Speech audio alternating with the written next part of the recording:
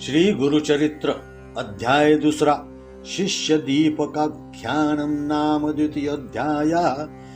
ओम श्री गणेशाय नमः, श्री सरस्वतये नमः, श्री गुरुभ्यो नमः, श्री कुलदेवतायै नमः, श्रीपाद श्रीवल्लभाय नमः, श्री नृसिंह सरस्वतये नमः, दत्तात्रेय सद्गुरुभ्यो नमः।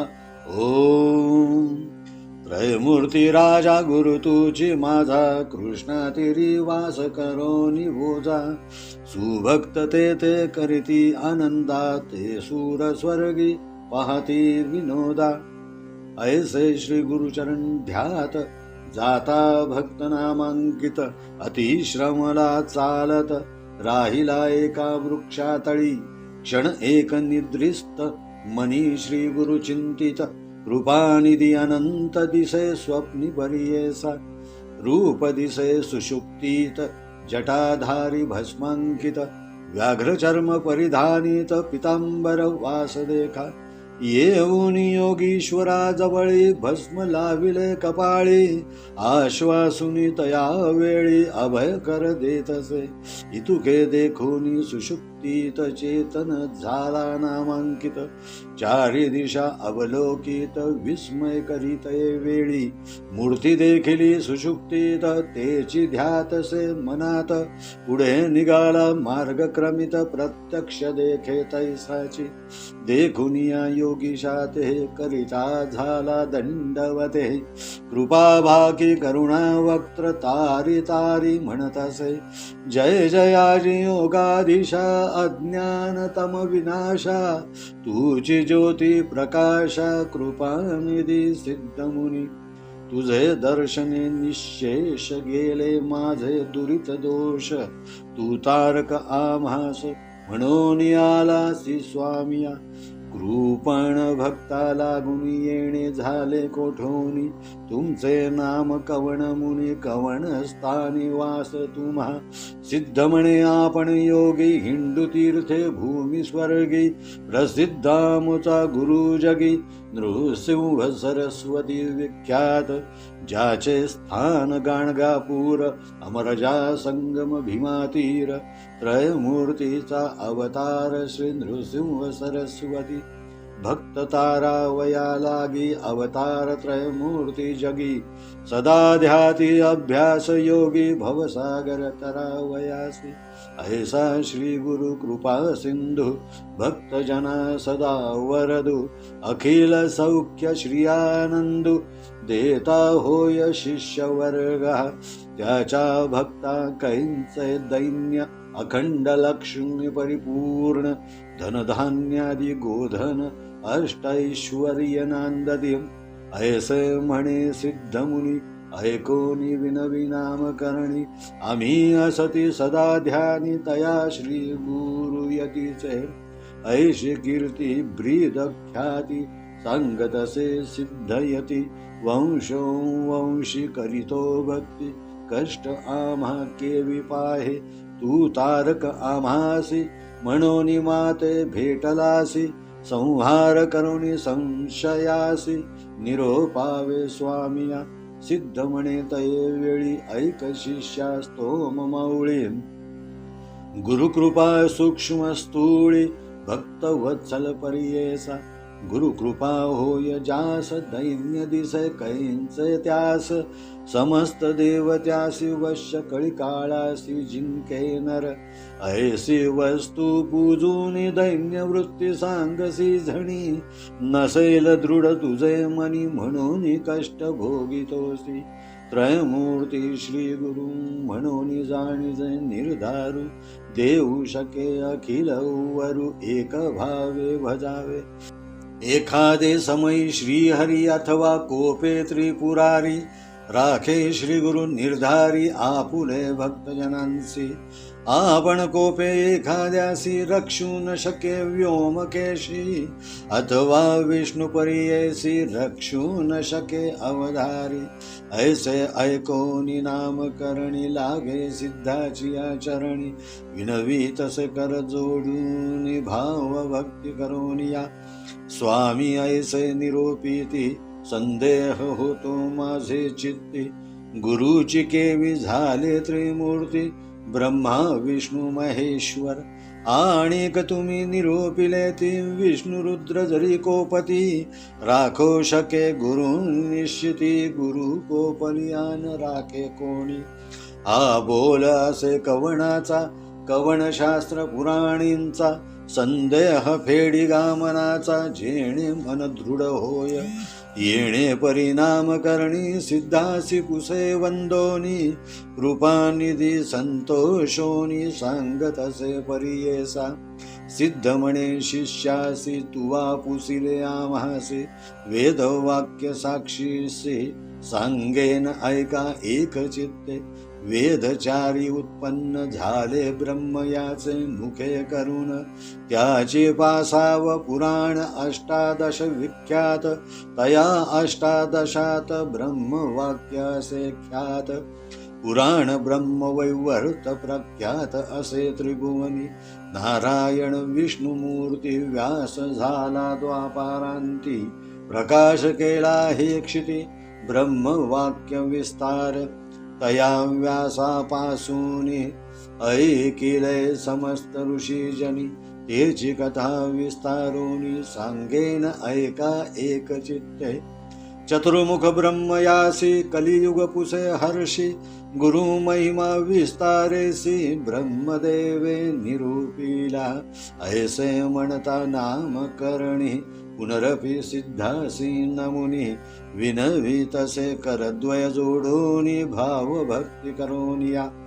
म्हणे सिद्ध योगीश्वरा अज्ञान तिमिर भास्करा तू तारक भवसागरा भेटलासी कृपा सिंधू ब्रह्मदेवे कलियुगासी सांगे केवे कारणेसी आद्यंत विस्तारेसी निरोपिजे स्वामिया ऐक शिष्या एक चित्ता जधी प्रलय झाला होता आदिमूर्ती निश्चिता होते वटपत्रशयनी अव्यक्त मूर्ती नारायण होते वटपत्रशयनी बुद्धी उपजे चेतन आणिक सृष्टी रचावया प्रपंच म्हणजे सृष्टी रचना करणे म्हणून आले मना जागृत होय या कारणा आदि पुरुष तये वेळी जागृत होऊन नारायण बुद्धी संभवे चेतन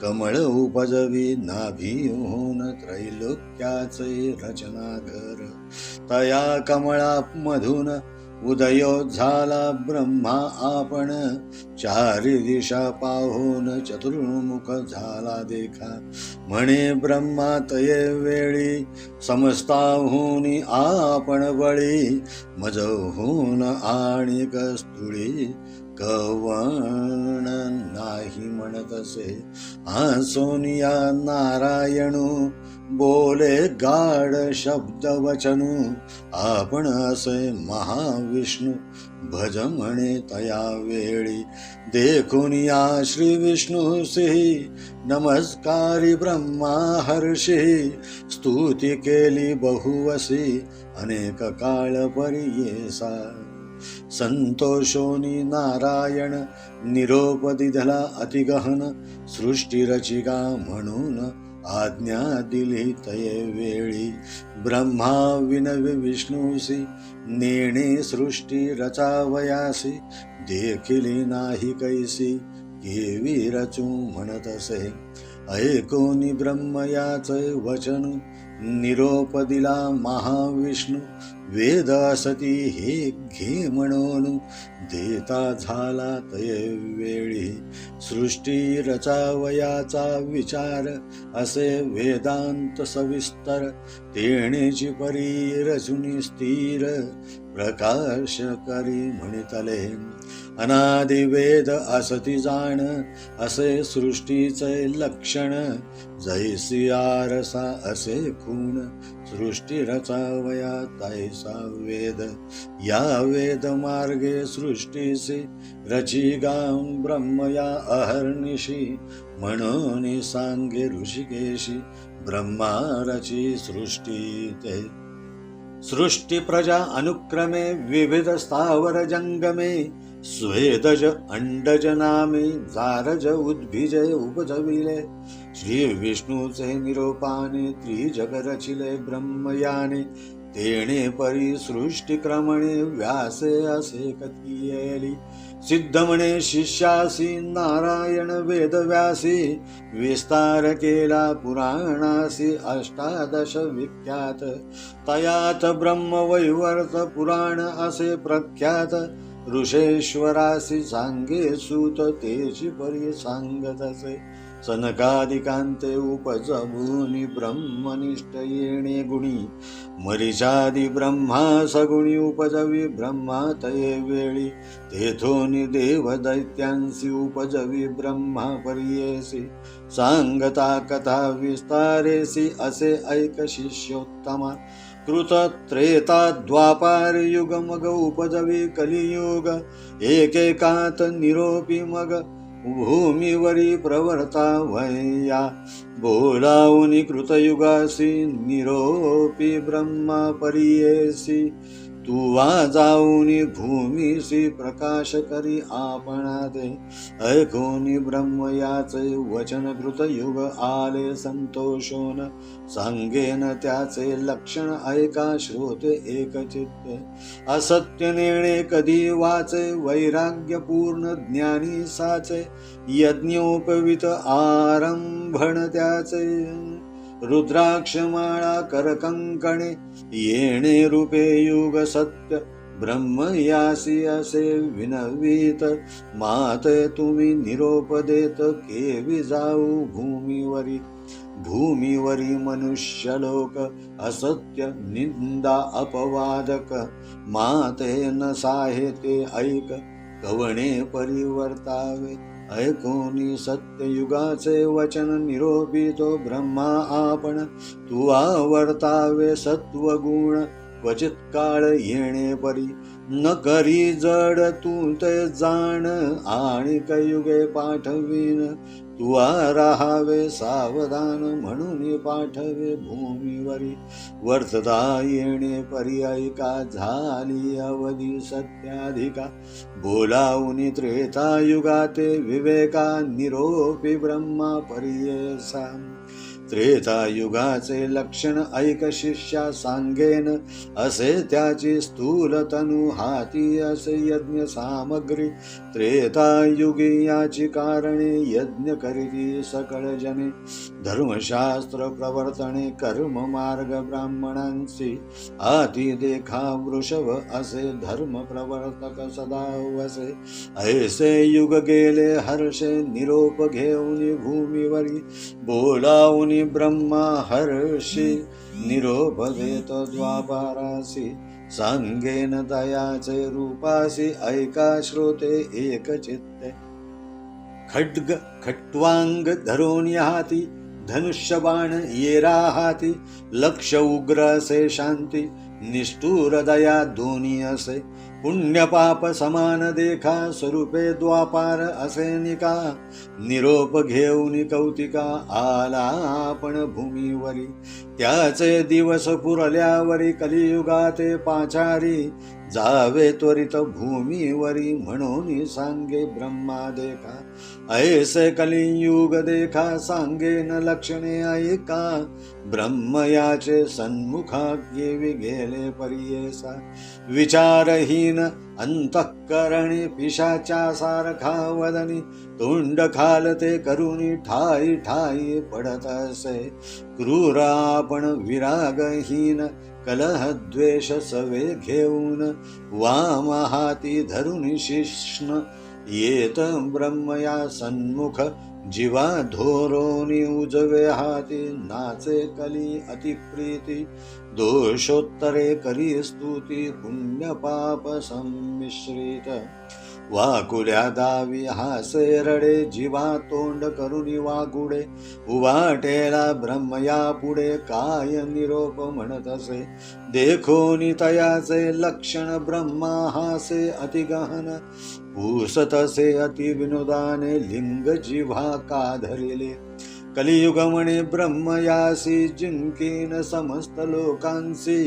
लिंग जीवा रक्षणारांसी हारी असे आपणा ते या कारणे लिंग जीवा धरोनी नाचे ब्रह्मदेवा जेथे जाईन मी स्वभाव आपण न भिय कवणिया ऐकोन कलीचे वचन निरोप देतो ब्रह्मा आपण भूमीवरी जाऊन आपुले गुण प्रकाशी कली म्हणे ब्रह्म यासी मज पाठविता भूमीसी आपुले गुण आहेत कैसी सांगेन ऐका स्वामिया छेद करीन धर्मासी आपण असे निरंकुशी निरानंद परियेसी निद्रा कलह माझे प्राण परद्रव्य हारक परस्त्रीरत हे दोघे माझे भ्रांत प्रपंच मत्सर दंभक प्राण सखे माझे असती बका सारिखे संन्यासी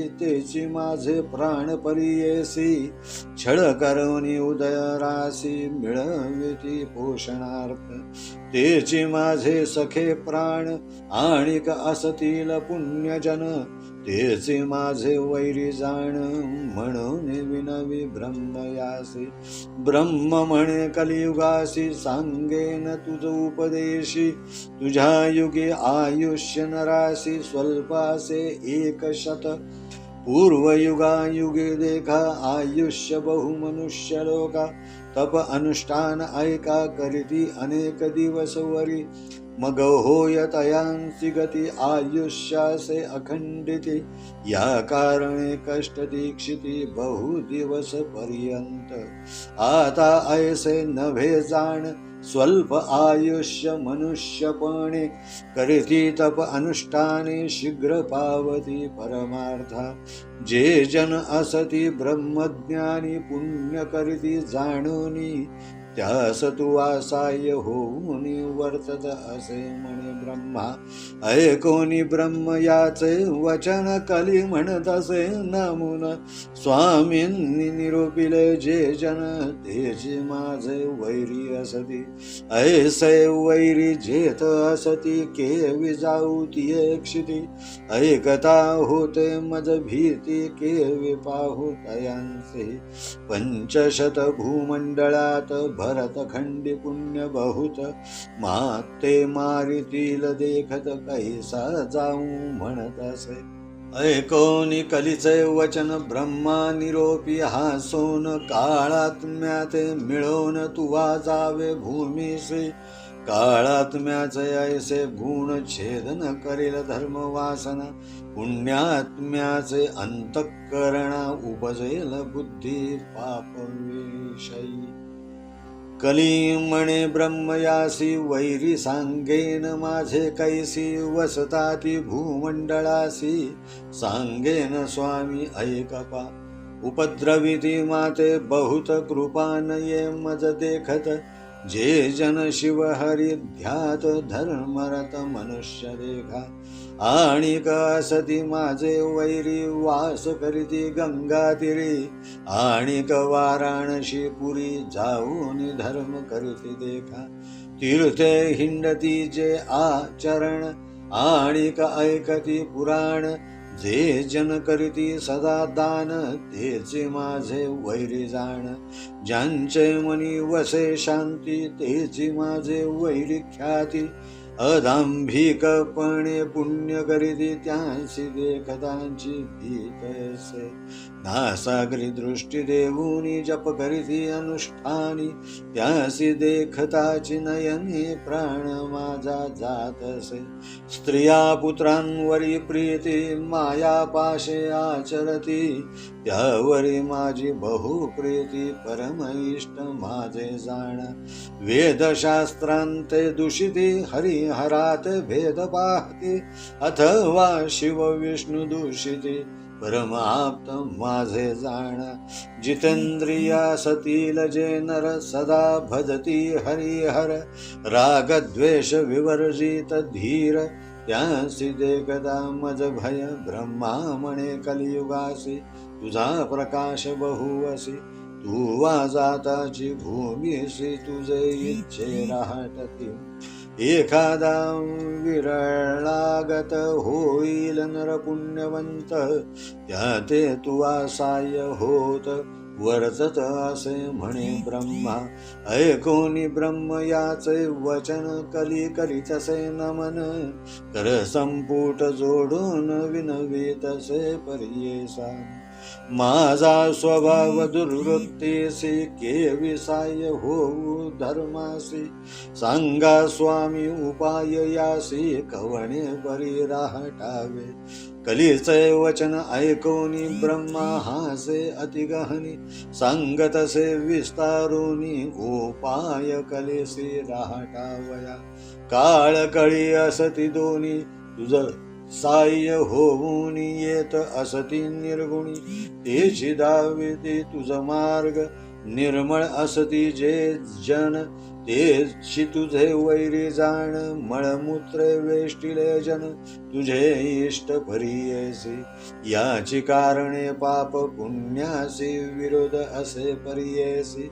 अधिक होय पुण्यराशी तेची जिंकिती परियेसा. या कारणे विरळागत होईल नरपुण्यवंत, तेची जिंकिती हे निश्चित.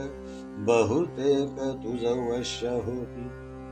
एखादा विवेकी जन तुझा उपद्रव साहील पूर्ण, जो न साहे तुझे दारुण तुझ वश्य जाण झाला. या कलियुगा भीतरी जन होतील येणे परी, जे जन साहतील तुझी क्रूरी तेची ईश्वरी ऐक्य होती. ऐकोनी ब्रह्म याचे वचन कलियुग करीतसे प्रश्न, कैसे साधूचे अंतकरण कवणांश निरोपावे. ब्रह्मा म्हणे तय वेळी एक चित्ते ऐक कली, सांगेन ऐका श्रोते सकळी. सिद्ध म्हणे शिष्यासी धैर्य धरोनी अंतकरण शुद्ध बुद्धी वर्तती जन. दोष न लागती कधी जाण लोभ वर्जित नरासी. जे नर भजती हरिहरासी अथवा असती काशीवासी. गुरु सेविती निरंतरेसी त्यासी तुझा न लगे दोष. माता पिता सेवकांसी अथवा सेवी ब्राह्मणासी. गायत्री कपिला धेनुसी भजणारांसी न लगे दोष तुझा. वैष्णव अथवा शैवासी जे सेविती नित्य तुळशीसी. आज्ञा माझी आहे ऐसी तयांसी बाधू नको. गुरुसेवक असती नर पुराण श्रवण करणार. सर्व साधन धर्म पर त्यांसी तू बाधू नको. सुकृती शास्त्र परायणांसी गुरुते सेविती वंशोवंशी. विवेके धर्म करणारांसी त्याते तुवा बाधू नको. कली विनवी ब्रह्म यासी गुरु शब्द म्हणजे आहे कैसी. कवण गुरु स्वरूप कैसी विस्तारावे मज प्रती. ऐकोनी कलीचे वचन ब्रह्मा सांगतसे आपण. गकार म्हणजे सिद्ध जाण रेफ पापस्य दाहक. उकार विष्णू अव्यक्त ब्रह्मा रुद्र गुरु निश्चित. त्रितायात्मा श्री गुरु सत्य म्हणून सांगे कलेसे. गणेशो वाग्नीना युक्तो विष्णुना च समन्वितः. वर्णद्वयात्मको मंत्र चतुर्वर्ग प्रदायकः. गणेशाते म्हणते गुरु तैसाची असे वैश्वानरू. ऐसाची जाण शारंग धरू. गुरु शब्द वर्ते इतुके ठाई.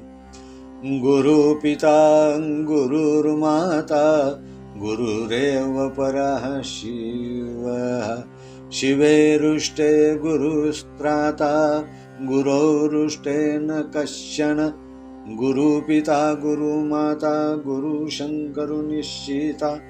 ईश्वरू होय जरी कोपता गुरु रक्षील परियेसा गुरु कोपेल एखाद्यासी ईश्वर न राखे परियेसी ईश्वरू कोपेल जरी त्यासी श्री गुरु राखेल निश्चित गुरुर्ब्रह्मा गुरुर्विष्णू गुरुर्देव महेश्वरा गुरुरेव परं तत्त्वं तस्माद् गुरुमुपाश्रयेत गुरुब्रह्मा सत्य जाण तोची रुद्र महाविष्णू गुरुची तत्व कारण म्हणून गुरु आश्रा हरौ प्रसन्नेऽपि च वैष्णवा जनाः सम्प्रार्थयन्ते गुरुभक्तिमव्यया गुरौ प्रसन्ने जगतामधीश्वराः जनार्दन स्तुष्यति सर्वसिद्धिदाः ईश्वर जरी प्रसन्न होता त्यासी गुरु होय ओळखविता गुरु आपण प्रसन्न होता ईश्वर होय आधीना पुल्या गुरुं भजन शास्त्र मार्गान प्रवेत्ती तीर्थव्रतं योगात पारिधर्मान आचार वर्णादि विवेक यज्ञान ज्ञानं परं भक्ति विराग युक्तम् या कारणे श्री गुरुसी भजावे शास्त्र मार्ग ऐसी तीर्थ व्रत योग तपासी ज्योति स्वरूपासे जाणा आचार धर्मा वर्णाश्रमांसी विवेकी कर्म मार्गासी भक्ती विराग युक्तांसी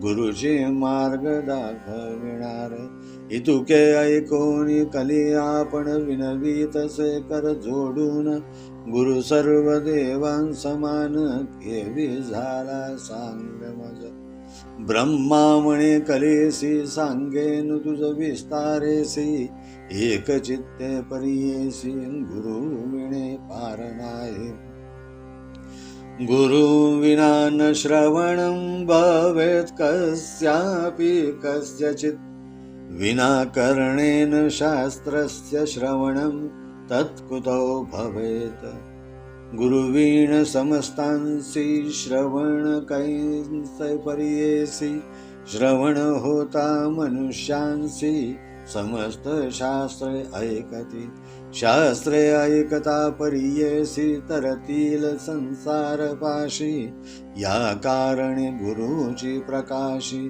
ज्योतिष स्वरूप जाणावा गुरु सेविता सर्व सिद्धी होता परियेसा सर्व वृद्धी कथा वर्तली अनादि अपूर्व तुझ सांगेन पूर्वी गोदावरीचे तिरी अंगिरस ऋषींचा आश्रम थोरी वृक्षासती नाना परी पुण्य नाभी मृग वसती ब्रह्म ऋषी आदि करोनी तप करीती तया स्थानी तयांत वेद धर्म म्हणून पैल पुत्र होता द्विज तया शिष्य बहु असती वेदशास्त्र अभ्यासिती त्यात दीपक मणिजे ख्याती शिष्य होता परियेसा होता शिष्य गुरुपरायण केला अभ्यास शास्त्र पुराण झाला असे अति निपुण तया गुरुसेवा करिता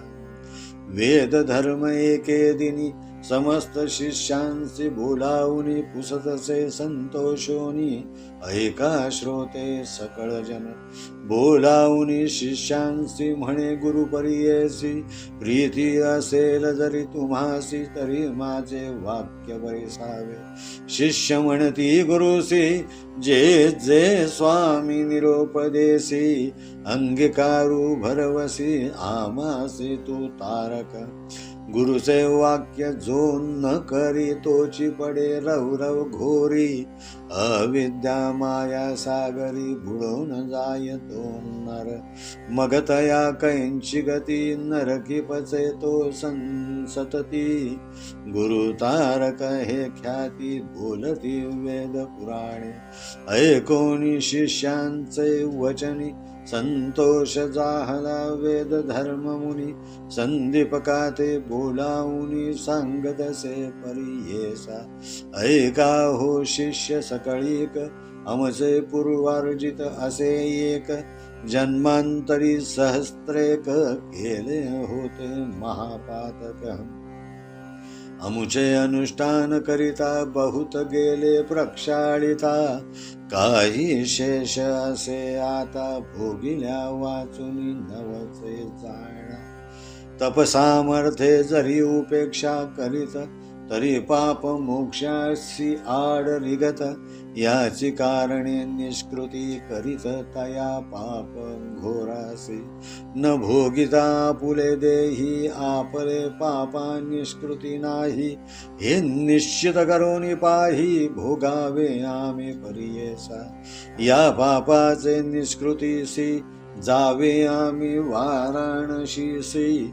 जाईल पाप शीघ्रतेसी प्रख्यात असे अखिल शास्त्री या कारणे आपणासी न्यावे वाराणसी पुरीसी पाप भोगीन स्वदेहासी माते तुम्ही सांभाळावे या समस्त शिष्यात कवणासे सामर्थ्य अंगीकारावे त्वरित म्हणून पुसे शिष्यांसी या शिष्यांमध्ये एकू नाम असे संदीपकू बोलत असे अति विवेकू तया गुरु प्रति देखा दीपकू म्हणे श्री गुरुसी पाप करिता देहनाशी न करावा संग्रहो दुःखासी शीघ्र करावा प्रतिकारू वेद धर्म म्हणे तयासी दृढ देह असता मनुष्यासी क्षालन करावे पापांसी अथवा वाढे विषाकरी अथवा तीर्थ प्रायश्चित्त अपुले देही भोगोनी त्वरित पापा वेगळे न होता निरुते मुक्ती नवे आपणासी देव अथवा ऋषेश्वरांसी मनुष्यादि जंतूंसी क्षालन न होय पापासी अपुले आपण न भोगिता दीपक म्हणे गुरुसी स्वामी निरोपी पावे आपणांसी सेवा करीन स्वशक्तीसी न करिता अनुमान सांगिजे ऐकोनी दीपकाचे वचन वेद धर्म म्हणे आपण पुष्टी होईल अंगहीन अंधपांगुळ परियेसा संवत्सर 21 माते सांभाळावे बहुत जरी असेल दृढ व्रत तरीच अंगीकार करावा दीपकू म्हणे गुरुसी पुष्टी होईन आपण हर्षी अंध होईन 21 वर्षी पाप निष्कृती करीन तुमचे पापाची निष्कृती मी करीन निश्चिती स्वामी निरूपावे त्वरिती म्हणून चरणी लागला ऐकोनी शिष्यांचे वचन संतोषला वेद धर्म मुनी आपण सांगत असे विस्तारून लक्षण तया पापाचे अपुले पाप आपणासी नो हे पुत्र शिष्यांसी न भोगिता स्वदेहासी नवचे पाप परियेसा या कारणे आपण देखा भोगिना पुढे पाप दुःखा पापा आमासी सांभाळी तू दीपका 21 वर्षे पर्यंत जे पीडिती रोगे देखा प्रति पाळणारासी कष्ट अधिका मजहुनी सांदीपका तुझ कष्ट अधिक जाण या कारणे आपुले देही भोगीन पाप निश्चयी तुवा प्रतिपाळावे पायी काशीपुरी नेऊनिया तया काशीपुरी जाण पापा वेगळा होईन आपण शाश्वत पद पावेन तुझ करिता शिष्योत्तमा दीपकू म्हणे श्री गुरुसी अवश्य नेईन पुरी काशी सेवा करीन 21 वर्षी विश्वनाथा समतुनी ब्रह्मा म्हणे कलेसी एक शिष्य होता कैसा त्यासी कुष्ठ होतांची गुरुसी नेले काशीपुरा प्रधी मनकर्णिका उत्तर दिशी कंबळेश्वर सन्निधेसी राहिले ते परियेसी गुरु शिष्य दोघे जण स्नान करुणी मनकर्णिकेसी पूजा करीती विश्वेशासी प्रारब्ध भोग त्या गुरुसी भोगीत होता तया स्थानी कुष्ठरोगे व्यापिले बहुत अक्षहीन अति दुःखित संदीपक सेवा करीत अति भक्ती करुणी व्यापिले देही कुष्ठ बहुत कुकृमी पडे रक्त दुःखे व्यापला अत्यंत अपस्मारी झाला जाण भिक्षा मागोनी संदीपको गुरुश्री आणून देत नित्यको करी पूजा भावे एकू विश्वनाथ स्वरूप म्हणत रोगे करुणी पीडिती नरू साधुजन होती क्रूर ते चिरिती द्विजवरू होय क्रूर व्याधी बळे भिक्षा आणिता एके दिनी न जेवी श्री गुरु कोपेनी स्वल्प आणिले म्हणून क्लेश सांडोनी देत भूमीवरी ये रे दिवशी जाऊनी शिष्य आणि अन्न बहुवस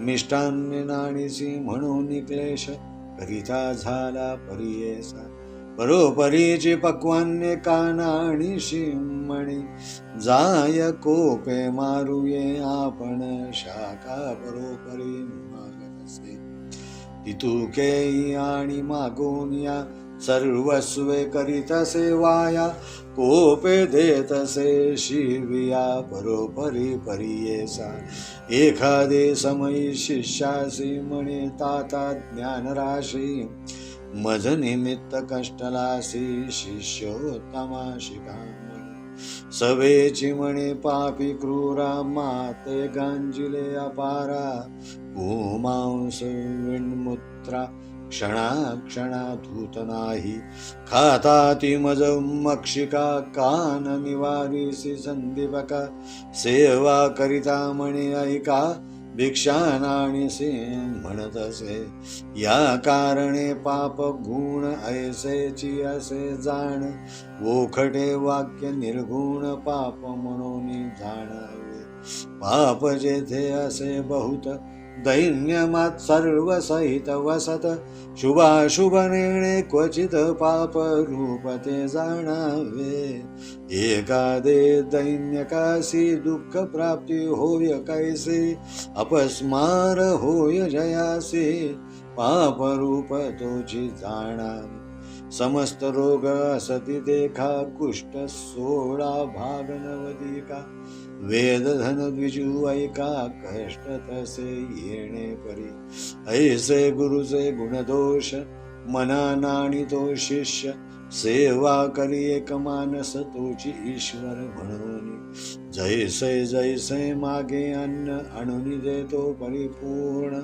जैसा ईश्वर से विष्णू तैसा गुरु म्हणतसे काशी सारखे क्षेत्र असता कदा न करी तीर्थयात्रा नवसे देवाची यात्रा गुरु सेवे वाचो न तीर्थयात्रा न च देवयात्रा न देहयात्रा न च लोकयात्रा अहर्निशं ब्रह्म हरीश बुद्ध्या गुरुं प्रपन्नो न हि सेव्यमन्यत आपुला देह संरक्षण कधी न करी शिष्यराण लय लावून श्री गुरुचरणा कवणा सवे न बोलेचे अहोरात्र येणे परी ब्रह्मा विष्णू त्रिपुरारी गुरुची होय निर्धारी म्हणून सेवा करीत असे गुरु बोले निष्ठुरेसी आपण मनी संतोषी जे जे त्याचे मानसी पाहिजे तैसा वर्तत असे वर्तता येणे परी देख प्रसन्न होऊन पिनाक उभा येऊन सन्मुख वर माग म्हणत असे अहो गुरु भक्त दीपका महाज्ञानी कुलदीपका तुष्टलो तुझे भक्तीसी निका, प्रसन्न झालो माग आता दीपकमणी ईश्वरासी.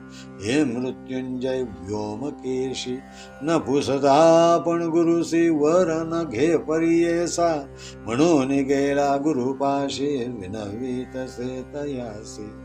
विश्वनाथ आम्हासी प्रसन्न होऊन आलासे, निरोप झालिया स्वामीचा मागेन उपशम व्याधीचा.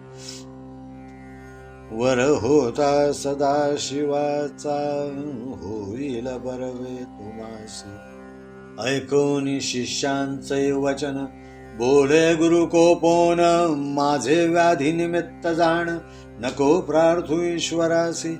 भोगिल्या वाचोनी पातकासी, निवृत्ती न वेगा परियेसी. जन्मांतरी बाधिती ऐसी, धर्मशास्त्र असे जाण. मुक्ती अपेक्षा ज्याचे मनी, निवृत्ती करावी पापधुनी. शेष राहलिया निर्गुणी, विघ्न करी मोक्षासी. ऐसे परी शिष्यासी, गुरु सांगे परियेसी. निरोप पुसुनी श्री गुरुसी, गेला ईश्वरा सन्मुख. जाऊनी म्हणे ईश्वरासी, न लगे वर आपणासी. नये गुरुचे मानसी, केवी घेऊ म्हणत असे. विस्मय करुणी व्योमकेशी, गेला निर्वाण मंटपासी. बोलावून समस्त देवांसी, सांगे वृत्तांत विष्णू पुढे. श्री विष्णू म्हणे शंकरास, कैसा गुरु कैसा शिष्य. कोठे त्यांचा असे वास, सांगावे मज प्रकाश. सांगे ईश्वर विष्णूसी, आश्चर्य देखिले परियेसी. दीपक म्हणजे बाळ कैसी, गुरु भक्ती करीतो अभिनव. गोदावरी तीरवासी, वेद धर्म म्हणजे तापसी. त्याची सेवा अहर्निशी, करीतो भावे एक चित्ते. न ऐकिला देखिला कोणी, गुरुभक्ती करणार निर्वाणी. त्या ते देखोनी माझे मनी, अति प्रीती वर्तत असे. वर देऊ म्हणून आपण गेलो होतो ऐक विष्णू. गुरुचा निरोप नाही म्हणून न घे वर परियेसा. अनेक दिव्य सहस्त्र वर्षी, तप करीती महाऋषी. वर मागती अहर्निशी, नाना कष्ट करून या. तैसे तापसी योगियांसी, नव्हे मन वर द्यावयासी. बलात्कार देता कैसी, वर न घेतो दीपक. तनु मन गुरुसी समर्पूनी, सेवा करीतो संतोषोनी. प्रेमृती गुरुची म्हणून निश्चय केला मानसी देखा. समस्त देव माता पिता, गुरुची होय ऐसे म्हणता. निश्चय केला असे चित्ता, गुरु परमात्मा म्हणून. किती म्हणून वर्णू त्यासी, अविद्यांधकारासी. तोची दीप परियेसी, कुलदीपक नाम सत्य. धर्म ज्ञान सर्व एक, गुरुची म्हणे तो दीपक. चरण सेवा मनपूर्वक करीतो गुरुची भक्तीने. इतुके ऐकून शारंग धरू, पहावया गेला शिष्य गुरु. त्यांचा भक्ती प्रकारू, पाहता झाला ते वेळी. सांगितले होते विश्वनाथे, अधिकत्व दिसे आणिक बहुत. संतोषोनी दीपका ते म्हणे विष्णू परियेसा. बोलावून दीपकासी म्हणतसे ऋषिकेशी. तुष्टलो तुझ्या भक्तीसी, वर माग म्हणतसे. दीपक म्हणे विष्णूसी, काय भक्ती देखोनी आमासी. वरदेसी परियेसी, कवन कार्या सांग मज. दिव्य कोटी सहस्त्र वरुषी, तप करीती अरण्यवासी. त्यांसी करीतोसी उदासी, वर न दिसी नारायण. मी तर तुझ भजत नाही, तुझे नाम स्मरण नाही. बलात्कारे येऊनी पाही के विदेशी वरमज ऐकोनी दीपकाचे वचन संतोषी जाहला महाविष्णू संगतसे विस्तारून तया दीपका प्रतिदेखा गुरु भक्ती करीसी निर्वाणेसी म्हणून जाहल संतोषी जे भक्ती केली सगुरुसी तेची आम्हासी पावली जो नर असेल गुरु भक्त जाण तोची माझा असे प्राण त्यासी वश्य झालो आपण जे जे मागेल ते म्या ध्यावे सेवा करीती माता पिती तेची सेवा मज पावती पती सेवा स्त्रिया करीती तेची मज पावत असे एखादे भल्या ब्राह्मणासी यती योगेश्वर तापसी नमन करीती भक्तीसी तेची मज पावे जाणा ऐसे ऐकून दीपक नमिता झाला आणिक विनवीत से ऐक सिद्ध म्हणे द्विजासी ऐक विष्णू ऋषिकेशी निश्चय असे माझे मानसी वेदशास्त्रादिनी मीमांसी गुरु आभासी देणार गुरुपासून सर्व ज्ञान त्रयमूर्ती होती आमाधीन आमचा देव गुरुची जाण अन्यथा नाही आपणासी सर्व देव सर्व तीर्थ गुरुची आम्हासे सत्य त्याचे नियमा परमार्थ के विदुरसे सांग समस्त योगी सिद्ध जन गुरु वांचून नाही ज्ञान ज्ञान होताचे ईश्वर आपण के विदुरसे सांग मज जो वर ध्याल तुम्ही मज श्री गुरु देता काय चोज या कारणे श्री गुरुराज भजतसे परियेसा संतोषोनी महाविष्णू म्हणे धन्य धन्य माझा प्राण तुझी शिष्य शिरोरत्न भोळा भक्त तुझी माझा काही जरी माग आता वर देईन सर्वथा विश्वनाथ आला होता दुसरेन आलो आपण देखा आमचे मन संतोषी वर माग जो तुझे मानसी आम्ही जाहलो तुझ वशी जे पाहिजे ते देऊ आता दीपक म्हणे विष्णूसी जरी वर आमादेसी गुरु भक्ती होय अधिक मानसी तैसे ज्ञान आणि द्यावे गुरु स्वरूप आपण ओळखे तैसे ज्ञान देई सुखे या परतेन मागे आणिक म्हणून चरणी लागला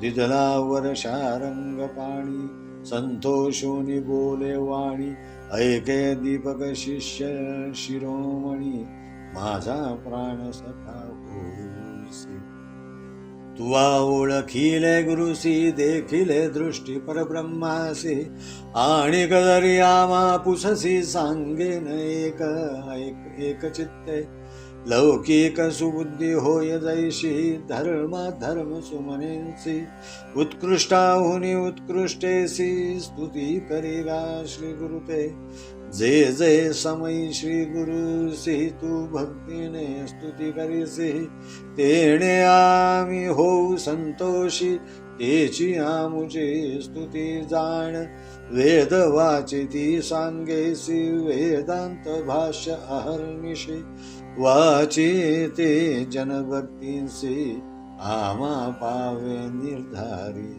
बोलती वेद सिद्धांत गुरुशी ब्रह्मैसे म्हणत याची कारणे गुरु भजता सर्व देव तुझ वश्य गुरु म्हणजे अक्षरे दोन अमृताचा समुद्र जाण तयामध्ये बुडताचे क्षण केवी होय परियेसा जयाचे हृदय श्री गुरु स्मरण तोची त्रैलोक्य पूज्य जाण अमृतपान सदा सगुण तोची शिष्य अमर होय यदा माम शिवस्यापि ब्राह्मणस्य हि अनुग्रहो भवेन्द्रुणां सेव्यते सद्गुरुस्तदा आपण अथवा ईश्वरू ब्रह्मा देत जो कावरू फलप्राप्ती होय गुरु त्रिमूर्ती याची कारणे ऐसा वर दीपकासी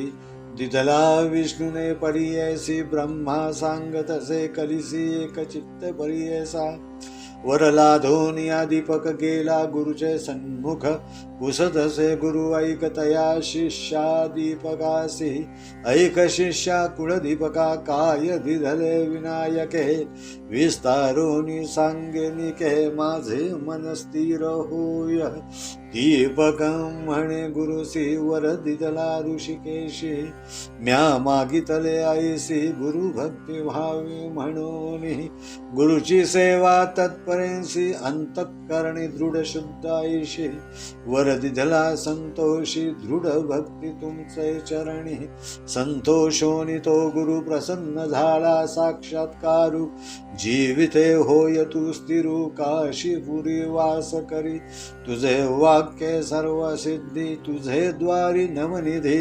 विश्वनाथ तुझे आधी म्हणे गुरु संतोष तुझे स्मरण जे करीती त्यांचे कष्ट निवारण होती श्रिया युक्त ते नांदती तुझ्या स्मरण मात्रेसी येणे परी शिष्यासी प्रसन्न झाला परियेसी दिव्य देह तत्क्षणेसी झाला गुरुवेद धर्म शिष्याचा पहावया वासु पुष्टी झाला होता क्लेशु तो तापसी अतिविशेषु त्यासी कैंचे पाप राहे लोकानुग्रह करावयासी गेला होता पुरी काशी काशी क्षेत्र महिमा आहे ऐसी पाप जाय सहस्र जन्मींचे तया काशी नगरांतु धर्म अथवा अधर्म रतु वास करीती नर क्वचितु पुनर्जन्म नाही जाणा सूत म्हणे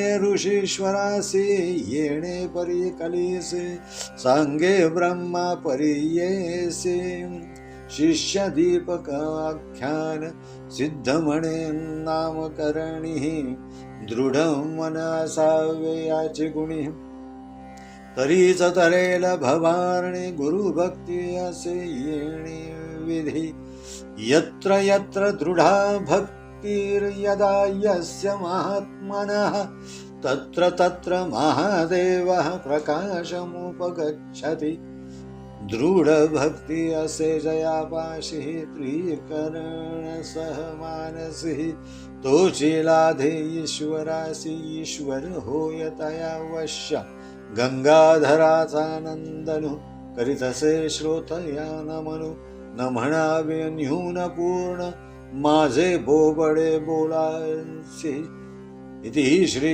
गुरुचरित्रामृते परमकथा कल्पतरौ श्री नृसिंह सरस्वती उपाख्याने सिद्धनामधारक संवादे शिष्य दीपकाख्यानं नाम द्वितीयोऽध्यायः श्री गुरुदेव दत्तात्रेयार्पणमस्तु ओवी संख्या 278 यथार्थ श्री गुरुचरित्र नामधारकाला गुरुदर्शन सृष्टी रचना युगांची उत्पत्ती शिष्य दीपकाची गुरुभक्ती नाम अध्याय 2 नामधारकाला गुरुदर्शन श्री गुरु महिमा त्रिमूर्ती राजा गुरु तुची माझा कृष्णा तीरी वास करो निवोजा सुभक्त तेचे करीती आनंदा ते सूर स्वर्गी पाहती विनोदा असे श्री गुरुदेवाचे नाम स्मरण करीत नामांकित म्हणजे सरस्वती वाटचाल करीत होता. चालून चालून तो फार थकला.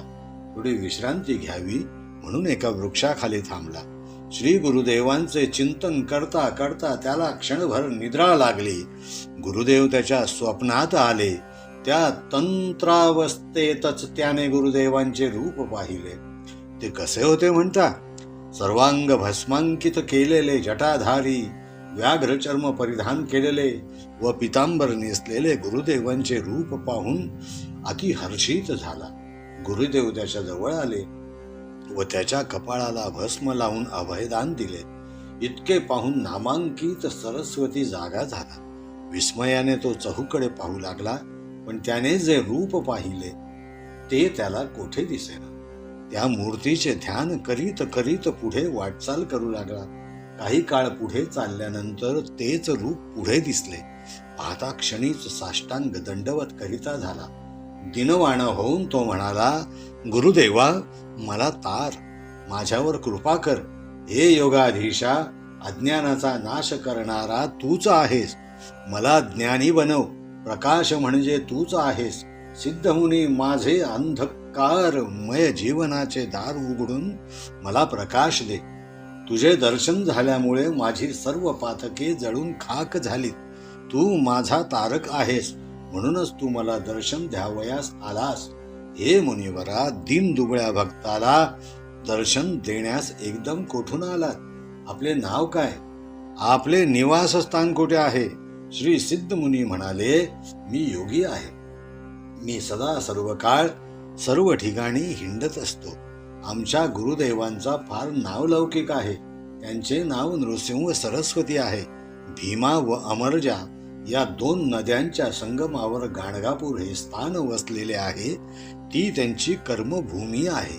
नृसिंह सरस्वती महाराज म्हणजे ब्रह्मा विष्णू महेश्वराचा अवतार आहेत. भक्तजनांचा उद्धार करण्यासाठी त्रिमूर्ती पृथ्वी तलावर पुन्हा अवतार घेऊन आले. भक्तजनांचा त्यांनी उद्धार केला. भाग्यलक्ष्मीचा आनंद दिला. त्यांच्या भक्तांना दुःख कोठून असणार? त्यांच्या घरी लक्ष्मी सतत खेळते आहे. धनधान्य गाई ढोरांनी त्यांचे घर भरलेले असते. त्यांना कशाचीच उणीव राहत नाही. त्यांच्या घरी अष्टसिद्धी. हे मुनिवरांचे बोल ऐकून सरस्वती दीनवाणा चेहरा करून म्हणाला, हे मुनिवरा, आपण ज्यांच्याबद्दल सांगत आहात त्यांचाच मी सतत ध्यास करीत आहे. आमच्या पूर्वजांपासून गुरुदेवांची सेवा चालू आहे. मग मला कष्ट का? तू माझा तारक आहेस, माझा मार्गदर्शक आहेस, म्हणून मला तुझे दर्शन. त्यावर सिद्ध मुनी म्हणाले, हे शिष्योत्तमा, गुरुची कृपा लहान थोर साऱ्यांवरच आहे. तो भक्त वत्सल आहे. ज्याच्यावर गुरुकृपा झाली त्याला कोणती काळजी राहणार? सर्व देवांना वश करण्याची त्याला शक्ती प्राप्त होते. कलियुगातल्या मोठ्यात मोठ्या भयंकर संकटावर मात करण्याची शक्ती प्राप्त होते. दीनवाणा होऊन मला सांगतो आहेस, तुझेच मन स्थिर नसेल. तुझे मन चंचल आहे, म्हणून तुला कष्ट भोगावे लागत आहेत. गुरुदेव म्हणजे त्रिमूर्ती असा पक्का निश्चय करून त्यांची भक्ती करावी. एक वेळ प्रत्यक्ष श्रीहरी अथवा देवांचे देव महादेव यांचा जरी कोप झाला तरी आपले गुरु रक्षण करण्यास तत्काळ धावून येतात. तेव्हा सरस्वती सिद्ध मुनी समोर नतमस्तक झाला. हात जोडून विनवू लागला व म्हणाला, स्वामीजी, आपण सांगता, पण माझ्या मनात थोडा संशय निर्माण झाला आहे. गुरु म्हणजे त्रिमूर्ती हे कसे काय? आणि आपण म्हणालात विष्णू रुद्र जरी कोप पावले तरी गुरु निश्चितच रक्षण करतात. पण प्रत्यक्ष गुरुदेव नाराज झाले तर मात्र कोणीही रक्षण करू शकत नाही. हे वचन कोणाचे आहे? हे शास्त्र कोणते? ही जी शंका माझ्या मनात उत्पन्न झाली आहे तिचे आपण निरसन कराल काय? तेव्हा सिद्ध मुनी म्हणाले, ऐक बाळा, नीट ऐक. 4 वेद ब्रह्मदेवाच्या मुखातून उत्पन्न झाले. ब्रह्मदेवापासूनच विख्यात 18 पुराणे निर्माण झाली आहेत. त्या 18 पुराणात ब्रह्मवैवर्त हे पुराण त्रिभुवनात प्रसिद्ध आहे. द्वापार युगाच्या शेवटी विष्णुमूर्ती नारायणाने व्यास म्हणून अवतार घेतला व त्यांनी ब्रह्मदेवांच्या वचनाचा पृथ्वीवर विस्तार केला. त्या व्यासापासून सर्व ऋषीजनांनी श्रवण केले. तीच कथा तुला सांगतो. चतुर्मुख ब्रह्मदेवाला कलियुगाने गुरुमहिमा कथन करावयास सांगितला असता ब्रह्मदेवाने तो कथन केला होता. हे ऐकून नामकर्णी सिद्ध मुनींना नमन करून म्हणाला, हे सिद्ध योगेश्वरा, तुम्ही अज्ञानाचा अंधकार दूर करून प्रकाश देणारे भास्कर आहात. तुम्ही भवसागरातून तारून नेणारे कृपा सिंधू आहात, म्हणून मला भेटलात. तेव्हा ब्रह्मदेवाने कोणत्या कारणास्तव कलियुगाला गुरुमहिमा सांगितला ते मला विस्तारून सांगा. सृष्टी रचना. तेव्हा सिद्ध मुनी म्हणाले, शिष्या ऐक. जेव्हा प्रलय झाला तेव्हा आदिनारायण वडाच्या झाडाच्या पानावर झोपला होता. त्यावेळी त्यांना नवीन सृष्टी रचना करण्याची प्रेरणा झाली. त्यांच्या बेंबीतून कमळ बाहेर आले आणि त्या कमळापासून ब्रह्मदेवाचा उदय झाला. चोहोकडे पाहून ब्रह्मदेव चतुर्मुख झाले. ब्रह्मदेव उद्गारला, सर्वात मीच श्रेष्ठ आहे. माझ्याशिवाय या त्रिभुवनात कोणीच मोठा नाही. तेव्हा श्री विष्णू हसले. नंतर गंभीरपणे म्हणाले, मी महाविष्णू आहे. त्याच वेळी तप तप अशी आकाशवाणी झाली. त्याप्रमाणे ब्रह्मदेवाने अनेक वर्षे तप केल्यानंतर श्री विष्णूंनी त्यांना दर्शन दिले. ब्रह्मदेवाने नाना प्रकारे श्री विष्णूची स्तुती केली. तेव्हा संतुष्ट होऊन श्री विष्णूने अतिशय कठीण असा संदेश दिला. त्याला सृष्टी रचना करण्याची आज्ञा केली. ब्रह्मदेव म्हणाला, देव, मला सृष्टी रचना कशी करावी हे समजत नाही. ती कशी आहे हे मी पाहिलेच नाही, तर मी रचना कशी करणार? तेव्हा श्री विष्णू म्हणाले, हे वेद घे. या वेदांतात सृष्टी रचना कशी करावी हे दिलेले आहे. त्यात सविस्तर वर्णन आहे. त्याप्रमाणे तू आपल्या कामाला लाग. जसे आरसा पाहून आपला चेहरा आपण निरखून पाहू शकतो, त्याप्रमाणे सृष्टी रचनेसाठी वेद उपयोगी आहेत. या वेदांचा अभ्यास करून सृष्टी रचना कर. त्यानुसार ब्रह्मदेवाने घामातून उत्पन्न होणारे ढेकूण, पिसवाई, अंड्यापासून उत्पन्न होणारे पक्षी, सर्प वगैरे, गर्भाशयातून उत्पन्न होणारे प्राणी, पशु, मनुष्य इत्यादी आणि वनस्पती, वृक्ष यांची रचना केली. श्री विष्णूच्या आदेशानुसार ब्रह्मदेवाने स्वर्ग, मृत्यू व पाताळ या तिन्ही लोकांची स्थापना केली. व्यासांनी त्या सृष्टीचे वर्णन केले आहे. नारायण रूपी व्यासांनी विख्यात 18 पुराणांचा विस्तार केला आहे. त्यात ब्रह्मवैवर्त हे प्रसिद्ध पुराण असून सूत हे श्रेष्ठ ऋषी शौनक यांना हे पुराण कथन करीत होते. सनकादिकांची उत्पत्ती करून ब्रह्मनिष्ठ मरीच याची उत्पत्ती केली.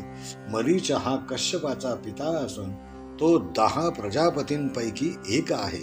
त्यानंतर देव, दैत्य यांची उत्पत्ती केली. ही कथा सांगावी तेवढी थोडीच आहे. युगांची उत्पत्ती. त्यानंतर युगांची उत्पत्ती केली. कृतयुग, द्वापार युग, त्रेतायुग आणि नंतर कलियुग निर्माण केले. त्याने नंतर एकामागून एक असे पृथ्वीवर प्रविष्ट होण्यास त्यांनी आज्ञा केली. कृतयुगाला बोलावून सांगितले, तू पृथ्वीवर जाऊन स्वतः प्रकट हो. कृतयुगाचे लक्षण येणेप्रमाणे आहे. त्याला असत्याचा गंधही नाही. पूर्णपणे वैरागी, ज्ञानी, यज्ञोपवीत, रुद्राक्षमाला व हातातील कडे हे त्याचे अलंकार होत. असे रूप धारण केलेले कृतयुग अर्थात सत्ययुग म्हणाले, हे ब्रह्मदेवा, मी पृथ्वी तलावर कसा जाऊ? तेथे मनुष्य लोक आहेत. तेथे असत्य, निंद्य भाषण करणारे लोक आहेत. मला हे मुळीच सोसवत नाही. तेव्हा कशा प्रकारे जावे व काय करावे ते सांगा. तेव्हा ब्रह्मदेव म्हणाले, प्रथम पृथ्वी तलावर जा.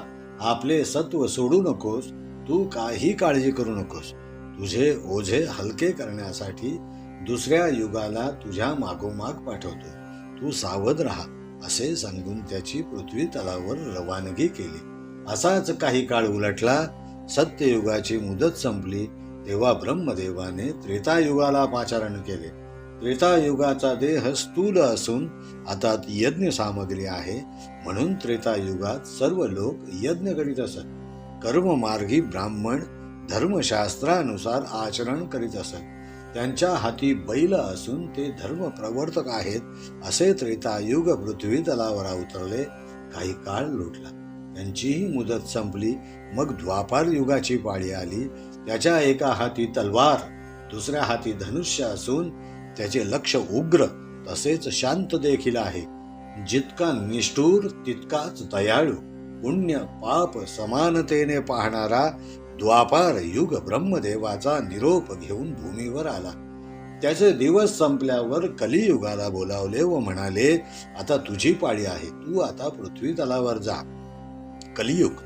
कली ब्रह्मदेवासमोर विचार शून्य होऊन उभा राहिला. याचे पिशाच्या सारखे वदन होते. तोंड खाली वळवून चालल्यामुळे ठिकठिकाणी पडत असे. क्रूर पण वैराग्य शून्य असा कली कलह आणि द्वेष बरोबर घेऊन आला. डाव्या हाती शिस्न व उजव्या हाती जिव्हा धरून ब्रह्मदेवासमोर नाचू लागला. वेडेवाकडे तोंड करून वाकोल्या दाखवीत ब्रह्मदेवासमोर वेड्यासारखा उभा राहिला व मला कशाला बोलाविले म्हणून विचारणा केली. तेव्हा ब्रह्मदेवाला हसू आले. विनोदाने विचारले, कली, तू लिंग आणि जिव्हा का धरून ठेवली आहेस? त्यावर तो म्हणाला, मी सर्व लोकांना जिंकीन. लिंग आणि जीव यांचेही संरक्षण करणाऱ्या समोर मला हार खावी लागते म्हणून मी लिंग आणि जीव धरून नाचत आहे. मी जिथे जाईन तेथे मी कोणालाही भिणार नाही. तेव्हा ब्रह्माने सांगितले, जा पृथ्वी तलावर जाऊन आपल्या गुणांचे प्रदर्शन कर. तेव्हा कली म्हणाला, देवा, मला भूमीवर पाठवता, पण प्रथम माझे गुण कोणते ते मी तुम्हाला सांगतो. मी धर्माचा उच्छेद करीन. मी स्वच्छंदी आहे. निद्रा व कलह माझे प्राण आहेत. परद्रव्य हारक, परस्त्री रत हे माझे बंधू आहेत. पक्षपात, हेवा, द्वेष व दंभ इत्यादी करणारे माझे प्राण सखे आहेत. आणि जे पुण्यजन असतील ते माझे वैरी आहेत.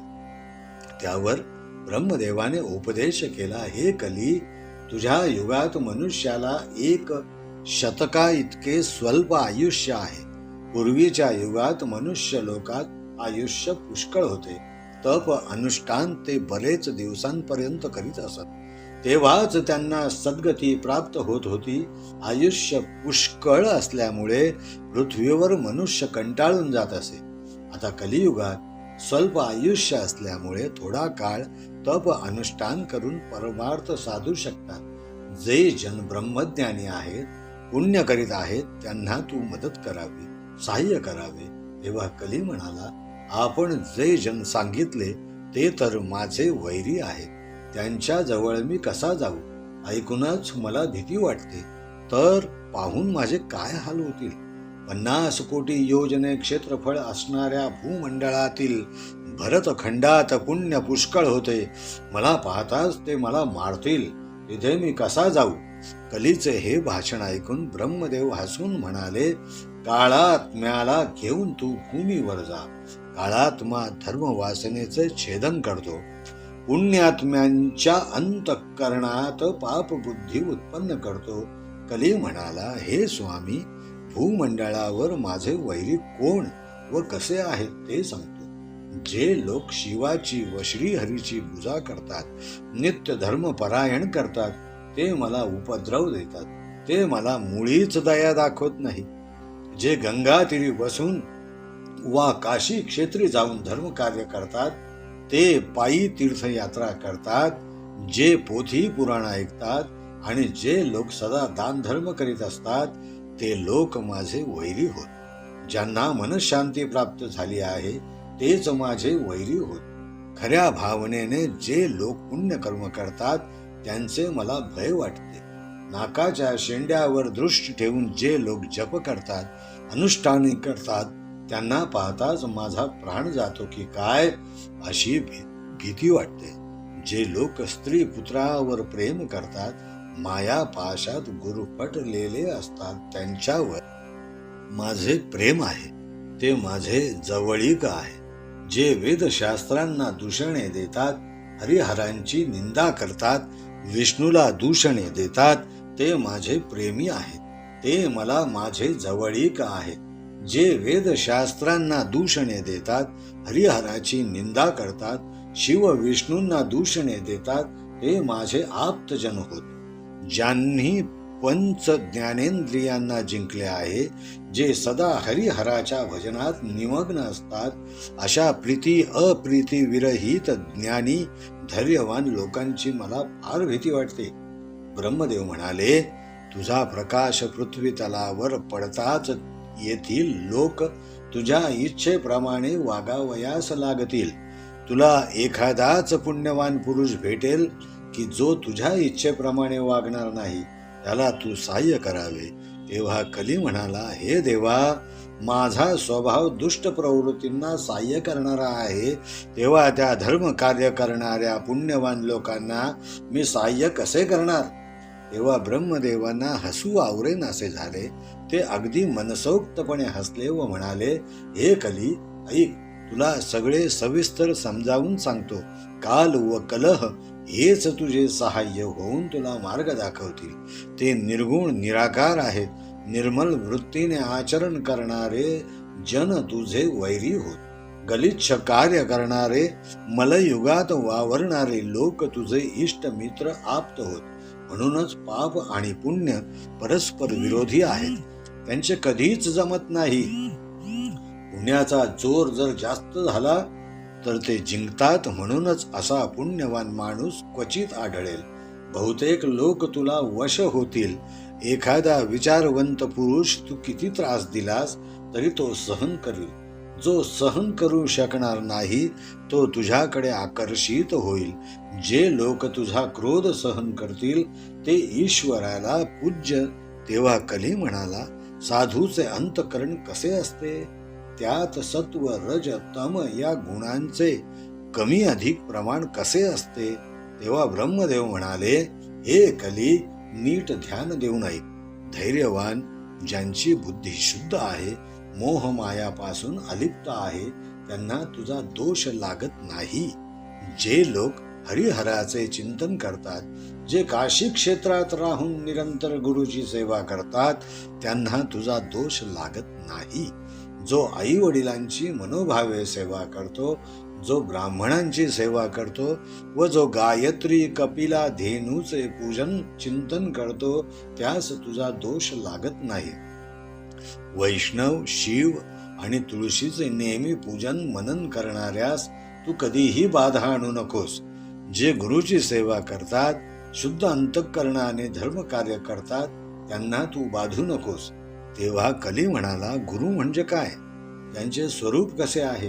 तेव्हा ब्रह्मदेव म्हणाले, गकार म्हणजे सिद्ध होय, रकार म्हणजे पापांचे दहन करणारा आणि उकार म्हणजे विष्णूचे अव्यक्त स्वरूप होय. गुरु हेच ब्रह्मा व रुद्रही होत. म्हणजे गुरु हा त्रियात्मक आहे, हे सत्य मानावे. गणेश म्हणजे गकार, अग्नी म्हणजे रकार, या दोन्हींना उकाराने म्हणजे विष्णूने युक्त केले म्हणजे गुरु. ई अधिक उ व र अधिक उ हा मंत्र तयार होतो. तो 2 अक्षरांचा मंत्र धर्म, अर्थ, काम व मोक्ष हे 4ही पुरुषार्थ पूर्ण करतो. गणेशाला गुरु म्हणतात. वैश्वानर म्हणजे अग्नीला गुरु म्हणतात आणि शारंग धनुष्य धारण करणारा म्हणजे विष्णू, यालाही गुरु म्हणतात. इतक्या ठिकाणी गुरु हा शब्द आहे. गुरु हाच पिता व गुरु हीच माता होय. शिव ही गुरुच आहे. शिव जरी रुष्ट झाला तरी गुरु रक्षण करतो, पण गुरु रुष्ट झाला तर कोणीही रक्षण करू शकत नाही.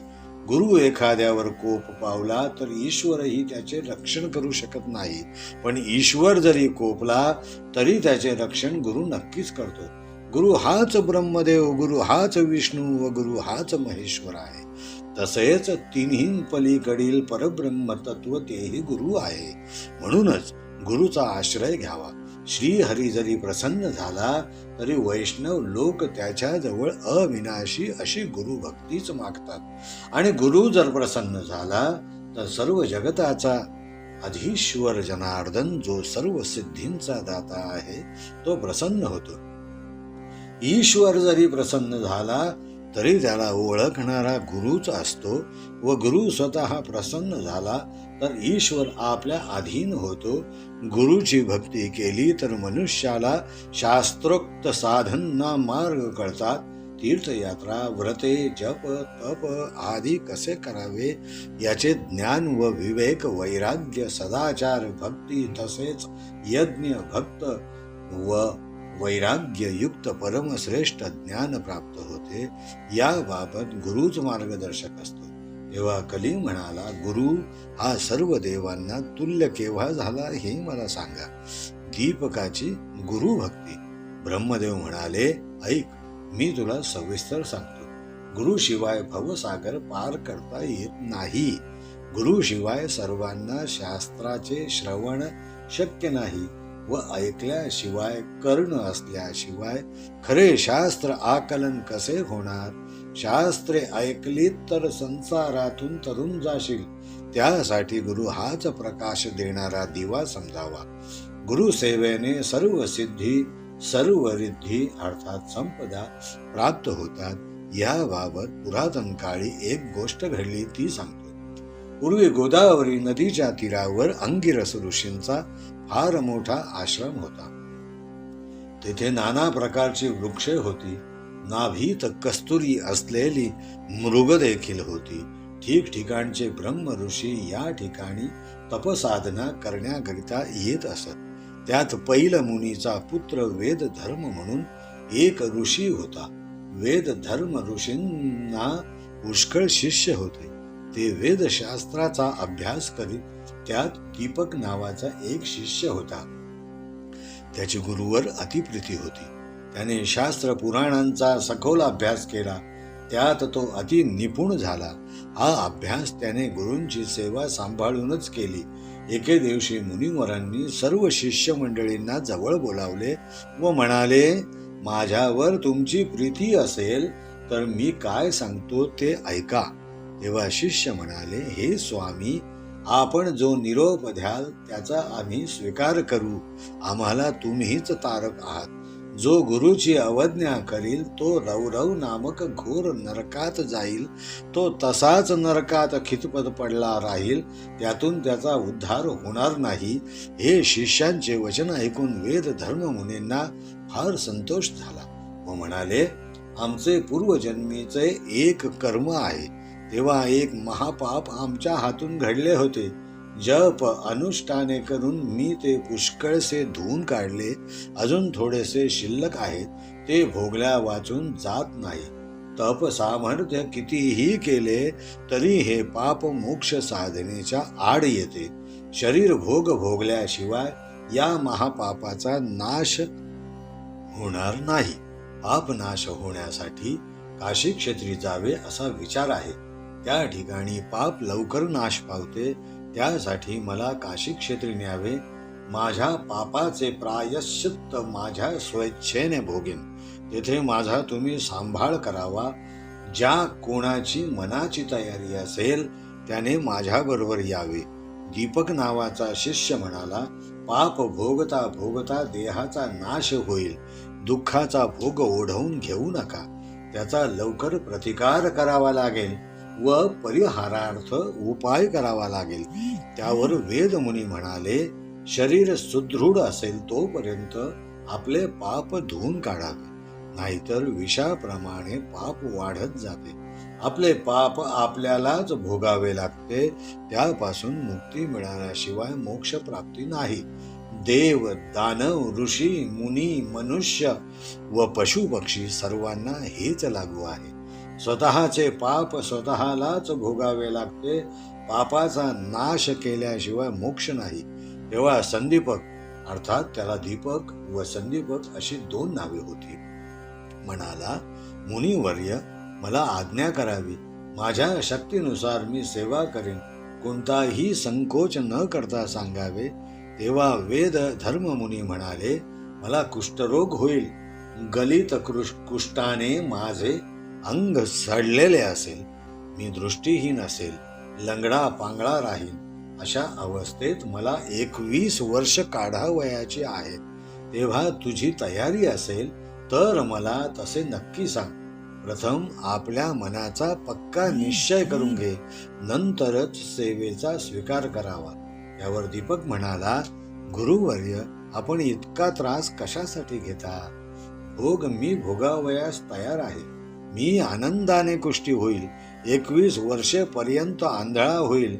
आपल्या पापांचा समूळ नायनाट करीन. याबद्दल मुळीच शंका ठेवू नये. आपण आज्ञा करावी. हे ऐकून वेद धर्म मुनींना फार संतोष झाला व पापांचे लक्षण विस्तार करून सांगितले. ते म्हणाले, आपले भोग आपल्यालाच भोगावे लागतात. पुत्र शिष्यानी भोगल्याने पाप जात नाही, संपत नाही. म्हणून तो भोग मलाच भोगावा लागणार आहे. संदीपका, तू फक्त माझा सांभाळ कर. रुग्णांपेक्षा शुश्रूषा करणाऱ्यासच अधिक कष्ट होतात. माझे पाप मीच भोगीन. तू मला फक्त काशी क्षेत्री नेऊन सांभाळ करावा. तू जर मला काशीला घेऊन गेला तर माझे पाप संपेल व मला मोक्षप्राप्ती होईल. संदीपक म्हणाला, हे गुरुवर्य, मी तुम्हाला काशी क्षेत्री जरूर नेईन. 21 वर्षेपर्यंत सेवा करीन. विश्वनाथाप्रमाणेच तुमची सेवा करीन. कठोर गुरुसेवा व्रत. वेद धर्म मुनींना कुष्ठरोग झाल्यानंतर संदीपक त्यांना काशी क्षेत्री घेऊन गेला. काशी क्षेत्री मणिकर्णिका नावाचे एक तीर्थ आहे. तेथे कंबलाश्वतर लिंगाचे समीप गुरु शिष्यांनी वास केला. श्री विष्णूंच्या कर्णातील रत्नखचित अलंकार तेथे पडल्यामुळे त्या ठिकाणाला मणिकर्णिका हे नाव प्राप्त झाले. दोघाही गुरु शिष्यांनी मणिकर्णिकेत स्नान करून विश्वेशाची पूजा केली. वेद धर्म मुनी आपले प्रारब्ध भोग भोगीत होते. त्यांचा कुष्ठरोग फारच वाढला होता. आंधळे झाल्यामुळे फार दुःख होत होते. संदीपक मनोभावे गुरुवर्याची सेवा करीत होता. अंगात कुष्ठ फार झाल्यामुळे शरीरातून पू बाहेर येत होता. केव्हा केव्हा रक्त देखील येत होते. फेफरे देखील यायला लागले. त्यामुळे त्यांना फारच कष्ट होत होते. दीपक रोज माधुकरी मागून आणीत असे व ती मुनिवर्य यांना देत असे. विश्वनाथाची जशी सेवा करतात तशीच तो गुरूंची सेवा करीत होता. रोगाने पीडित झाल्यामुळे वेद धर्म मुनींचा स्वभाव चिडचिडा बनला होता. एके दिवशी संदीपकाने माधुकरी कमी आणली म्हणून त्यांनी भोजन केले नाही व शिष्यावर अतिशय संतापले. दुसऱ्या दिवशी त्याने माधुकरी पुष्कळ मागून आणली तेव्हा मिष्टान्न का आणले नाही म्हणून संदीपकावर संतापले व म्हणाले, जास्तीत जास्त माधुकरी मागून आण. त्यात विविध प्रकारचे मिष्टान्न असले पाहिजे.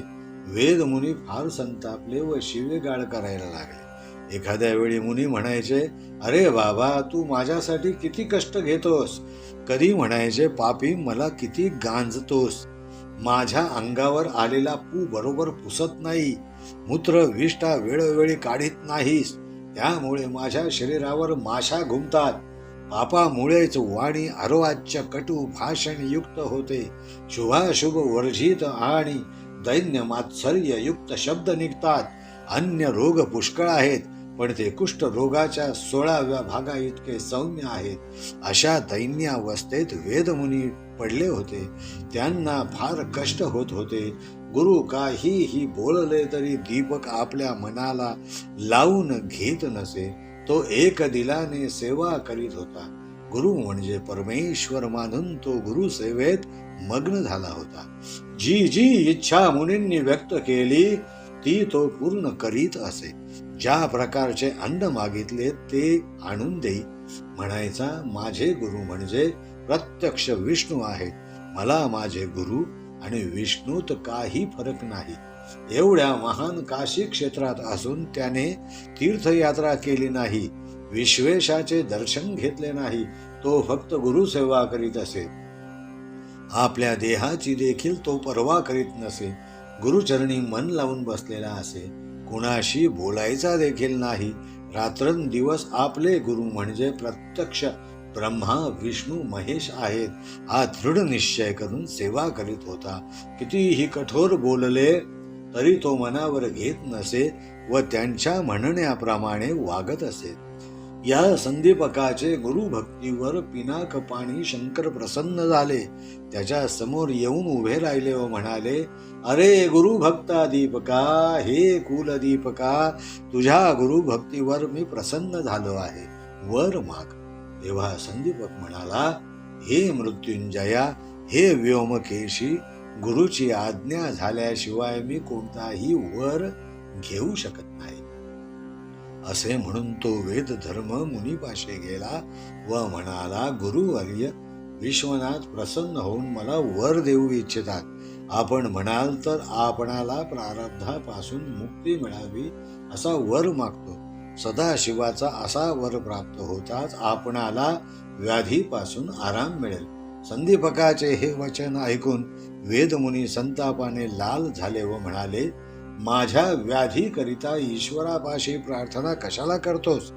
मला पाप भोगल्याशिवाय त्यापासून निवारण नाही, त्याशिवाय मुक्ती नाही, असे धर्मशास्त्राचे वचन आहे. मोक्षाची इच्छा असणाऱ्यांनी पापाची नदी नाहीशी करावी. पाप शेष राहिले तर मोक्ष प्राप्तीत बाधा आणते. संदीपक मुनींचे भाषण ऐकून ईश्वराजवळ गेला व म्हणाला, मला वर नको. माझ्या गुरुवर्यांची इच्छा नाही, त्यामुळे मी त्यांच्या आज्ञेबाहेर जाऊ शकत नाही. विश्वेश्वराला मोठे आश्चर्य वाटले. नंतर महादेव निर्वाण मंडपात गेले. तेथे त्यांनी समस्त देवांना पाचारण करून श्री विष्णू पुढे सारा वृत्तांत कथन केला. तेव्हा श्री विष्णू म्हणाले, हा असा कसा शिष्य आहे? आणि त्याचा गुरु आहे तरी कसा? ते राहतात कुठे ते मला सांगा. त्यावर श्री शंकर भगवान म्हणाले, मी मोठ्या अचंब्यात पडलो. तो दीपक नामक बालक मोठे आश्चर्यकारक गुरु भक्ती करतो. गोदावरी तीरी वेद धर्म नावाचा एक मुनी आहे, त्याची तो बालक सेवा करतो. तो अगदी तन्मयतेने गुरुसेवा करतो. त्याच्यासारखा अति कठीण गुरुभक्ती करणारा मी अजून पाहिला नाही व तसे ऐकिवात देखील नाही. त्याला पाहून माझ्या मनात फार प्रीती उत्पन्न झाली, म्हणून मी त्याला वर देण्यास गेलो होतो. परंतु गुरुची अवज्ञा होते म्हणून वर स्वीकार करण्यास नकार दिला. कित्येक महाऋषी हजारो वर्षे तप करतात, नाना प्रकारचे कष्ट भोगून वर मागतात. अशा तापसी योगी पुरुषास वर देण्याची इच्छा होत नाही. उलट त्याला जबरदस्तीने वर देऊ केला तरी तो घेत नाही. तन मन गुरुचरणी अर्पून तो गुरुची सेवा करतो. त्रिमूर्ती म्हणजेच त्याचे गुरु असा त्याचा ठाम निश्चय आहे. माता पिता देव सर्व काही त्याचे गुरुच आहेत. गुरु म्हणजे परमात्मा आहे असे तो मानतो. त्याची जेवढी स्तुती केली तेवढी थोडीच आहे. गुरुचरणी तो पूर्णतया लीन झालेला आहे. शिष्य दीपकास श्री विष्णूंचे वरदान. इतके ऐकून श्री विष्णू हे जगा वेगळे गुरु शिष्य कोण आहेत ते पाहण्यासाठी निघाले. त्या संदीपकाचा भक्तिभाव पाहिला. विश्वनाथांनी सांगितले त्यापेक्षाही त्यांना अधिक दिसले. श्री विष्णू दीपकावर संतुष्ट झाले. त्याला बोलावून श्री विष्णू म्हणाले, तुझ्या भक्तीवर मी प्रसन्न झालो आहे, तेव्हा वर माग. तेव्हा दीपक म्हणाला, मी तुमची कोणती भक्ती केली? मला वर कशासाठी देता? हजारो कोटी वर्षे ऋषी मुनी अरण्यात तप करतात, त्यांना तुम्ही वर देत नाही, त्यामुळे ते उदास होतात. मी तर तुझी भक्ती कधीच केली नाही, तुमचे नामस्मरण देखील घेत नाही, तरी मला बळजबरीने वर का देता? हे ऐकून महाविष्णूंना अतिशय आनंद झाला. ते म्हणाले, बाबा दीपका, तू गुरुभक्ती एकचित्ताने केलीस म्हणून मी संतुष्ट झालो. तू जी गुरुची भक्ती केलीस ती मला पावली. जो मनुष्य गुरुचा भक्त तो मला प्राणप्रिय आहे, त्याला मी वश होतो. तो जे मागेल ते मी त्याला देतो. जे माता पित्याची सेवा करतात, ज्या स्त्रिया पती सेवा करतात, त्यांची देखील सेवा मला पावते. एखाद्या भल्या ब्राह्मणाला यती योगेश्वर तापसी यांनी भक्तिभावाने नमन केले तर ते देखील मला पावते. हे वचन ऐकून दीपकने महाविष्णूंना नमन केले व म्हणाला, हे विष्णू, ऋषिकेशा वेदशास्त्र वगैरे आम्हाला गुरु देतात. सर्व ज्ञान गुरूंपासूनच मिळते. त्रिमूर्ती आमच्या स्वाधीन होतात. आमचा देव म्हणजे गुरु, अन्य कोणाला मी जाणत नाही. सर्व देव सर्व तीर्थ मला गुरुचरणी प्राप्त होतात. त्यामुळे आम्हाला परमार्थ प्राप्त होण्यास काय वेळ लागणार? मोठमोठ्या पुरुषांना, सिद्ध जनांना देखील गुरु वाचून ज्ञान प्राप्त होत नाही. ते ज्ञान प्राप्त होताच ईश्वर आम्हाला आपोआप प्राप्त होणार नाही का? तेव्हा श्री विष्णू म्हणाले, दीपका, तू धन्य आहेस. तू शिष्य शिरोरत्न आहेस, माझा भोळा भक्त आहेस. आता तू मला काहीतरी माग. तू जे मागशील ते तुला देईन. प्रथम शंकर विश्वनाथ येऊन गेले, आता मी आलो. तुझ्यावर मी फार संतुष्ट झालो आहे. तुझ्या मनात येईल ते माग. मी तुला वश झालो तेव्हा दीपक म्हणाला, तुम्ही वर देताच म्हणता तर मला गुरुभक्ती अधिक चांगल्या प्रकारे करता येईल असे ज्ञान द्यावे. गुरु स्वरूप मला ओळखता येईल असे मला ज्ञान द्यावे. यापेक्षा मला दुसरे काही नको असे म्हणून तो साष्टांग नमन करिता झाला. श्री विष्णूंनी त्याला वर दिला व म्हणाले, हे शिष्य शिरोमणी दीपका, तू माझा प्राण सखा होशील. तू गुरुला ओळखलेस, आणखी मला विचारतोस म्हणून सांगतो ते नीट ऐक. धर्म कोणता अधर्म कोणता हे जाणून शुद्ध अंतःकरणाने उत्कृष्टाहून उत्कृष्ट गुरुची स्तुती कर. जेव्हा जेव्हा तू गुरुची स्तुती करशील ती स्तुती आम्हाला पावेल, हीच आमची स्तुती होय. जे लोक वेद नेहमी वाचतात, वेदांत भाष्य नेहमी वाचतात, त्यांना आम्ही पावतो. गुरु म्हणजे फक्त 2 अक्षरे आहेत, परंतु तो अमृताचा समुद्र आहे. त्यात बुडताच सर्व काही प्राप्त होते. जो सदा गुरु स्मरण करीत असतो तो त्रैलोकात पूज्य होतो. माझा अर्थात विष्णूचा, शिवाचा व ब्रह्मदेवाचा किंवा ब्रह्मज्ञान संपन्न ब्राह्मणांचा अनुग्रह होतो तेव्हा सद्गुरु प्राप्ती होते. मी स्वतः ईश्वर किंवा ब्रह्मदेव जो वर देतो त्याची फलप्राप्ती गुरूंमुळेच होते. म्हणून गुरु हाच त्रिमूर्ती होय. असा वर श्री विष्णूने संदीपकास दिला. संदीपक गुरुजवळ गेला तेव्हा त्यांनी विचारले, हे कुलदीपका, तुला विनायकाने म्हणजेच विष्णूने काय दिले हे सविस्तर सांग. तेव्हा दीपक म्हणाला, गुरुची सेवा तत्परतेने व्हावी, गुरुभक्ती माझ्या अंतःकरणात दृढ राहावी असा मी वर मागितला. तेव्हा गुरु फार संतुष्ट झाले व म्हणाले, आयुष्यमान भव, तुझे कल्याण होव. तू काशी क्षेत्री वास कर. तुझ्या मुखातून निघालेले प्रत्येक वाक्य सिद्धी प्राप्त राहील. कुबेराचे नवविधी खजाने अर्थात महायज्ञ, पक्ष, शंख, मकर, कच्छप, मुकुंदकुंद, नील व खर्व या नावाने नवसंपत्तीचे खजिने आहेत, तुझ्या दारी राहतील. विश्वनाथ तुला वश होतील. तुझे स्मरण जे लोक करतील त्यांचे दुःख निवारण होईल. ते लोक तुझे स्मरण केल्याने आनंदात व सुखात राहतील. याप्रमाणे शिष्याला वेद धर्म मुनींनी आशीर्वाद दिला. क्षणातच वेदमुनी पूर्वीप्रमाणे निरोगी व तेजस्वी झाले. शिष्याचा भाव पाहण्याकरता ते स्वतः कुष्ठरोगी झाले होते. ते स्वतः एक तपस्वी होते. त्यांना असे कोणते पाप राहणार? लोकांना अनुग्रह देण्यासाठी ते काशी क्षेत्री येथे वास करीत होते. काशी क्षेत्राचा महिमा असा की तेथे गेल्याने सहस्त्र जन्माचे पाप नष्ट होते. त्या काशी नगरात वास करणारे, मग ते धर्मशास्त्राप्रमाणे वागणारे असोत वा अधर्माने वागणारे असोत, त्यांना पुनर्जन्म नाही. वरीलप्रमाणे ब्रह्मदेवाने कलीला शिष्य दीपक आख्यान सांगितले. अशा प्रकारे सिद्ध मुनींनी नामधारकास कथा सांगितली व म्हणाले, अशा प्रकारे तू मन पक्के ठेवून गुरुभक्ती कर, म्हणजे या संसार समुद्रातून तरुण जाशील. जो काया वाचा मनाने अशी दृढ गुरुभक्ती करेल त्याला ईश्वर वश होतील. आता या पुढील कथानकाचे समालोचन आपण पुढील अध्यायात पाहू. इतर अनेक ग्रंथांचा आधार अर्थात संदर्भ घेऊन श्री गुरुचरित्र ग्रंथाचे वाचन व मनन श्री राजलक्ष्मी पब्लिकेशनने श्री गुरुकृपेने भक्त भाविकांसाठी मांडण्याचा प्रयत्न या अध्यायात केलेला आहे.